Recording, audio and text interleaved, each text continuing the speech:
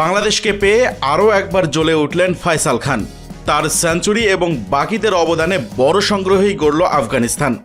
Challenging run তারায় 150 ছোঁয়া উদ্বোধনী জুটিতে শক্ত ভিত গড়ে দিলেন জাওয়াদ আবরার আর রিফাত বেগ।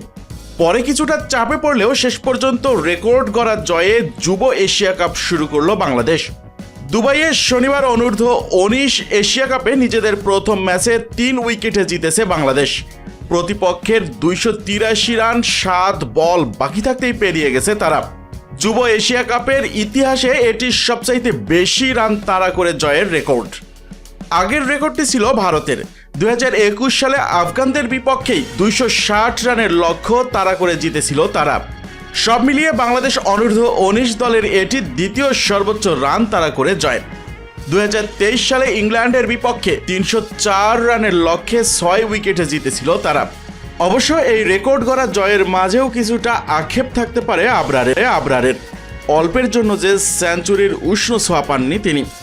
6টি ছক্কা এবং 9টি চারে 112 বলে 96 রান করেন তিনি। জাওয়াদ আবরারের সঙ্গে 151 রানের জুটিতে 2টি ছক্কা এবং 5টি চারে 68 বলে 62 রান করেন রিফাত বেগ।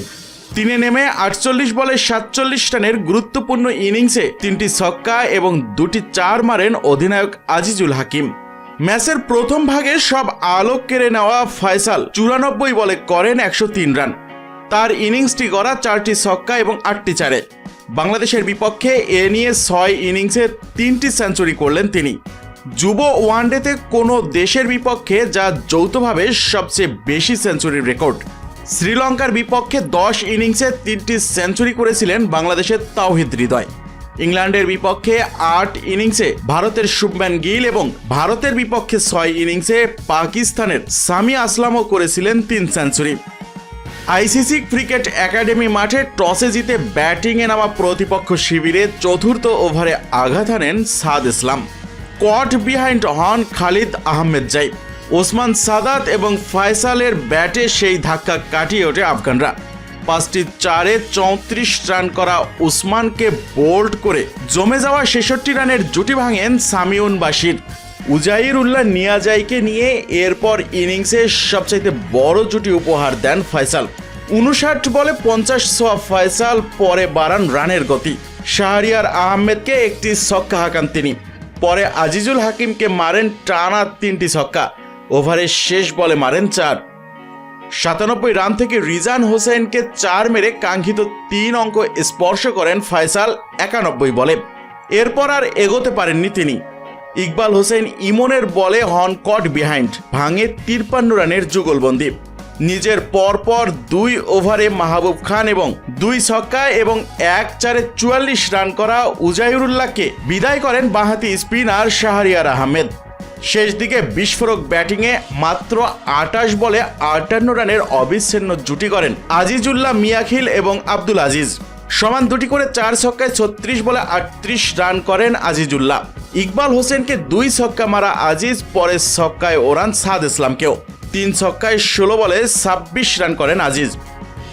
লক্ষ্য তাড়া করতে নেমে প্রথম ওভারে টানা 2-4 মেরে আত্মবিশ্বাসী শুরু করেন জাওয়াদ আবরার।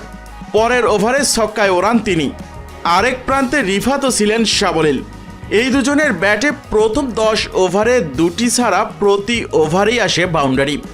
46 রান থেকে খাতির স্টানিকজাইকে ছক্কায় উড়িয়ে 45 বলে 50-এ পা রাখেন জাওয়াদ আবরার। কয়েক ওভার পর রিফাতও ছক্কা মেরে স্পর্শ করেন 50। আফগানদের সামনে দেয়াল হয়ে দাঁড়ানো এই জুটির প্রতিরোধ ভাঙে 27তম ওভারে। এই জুটির প্রতিরোধ ভাঙে 27তম ওভারে রুহুল্লাহ আরাবের বলে রিফাত ক্যাচ দিয়ে ফিরলে। 3 ওভার পর বাঁহাতি স্পিনার রুহুল্লাহ বিদায় করেন জাওয়াদ আবরারকেও। দ্রুত সেট 2 ব্যাটসম্যানের বিদায়ের পর দলকে টানেন কালাম আর আজিজুল। তৃতীয় উইকেটে তারা গড়েন 66 রানের জুটি। এরপর 47 রানের মধ্যেই 5টি উইকেট হারিয়েই বিপাকে পড়ে যায় বাংলাদেশ।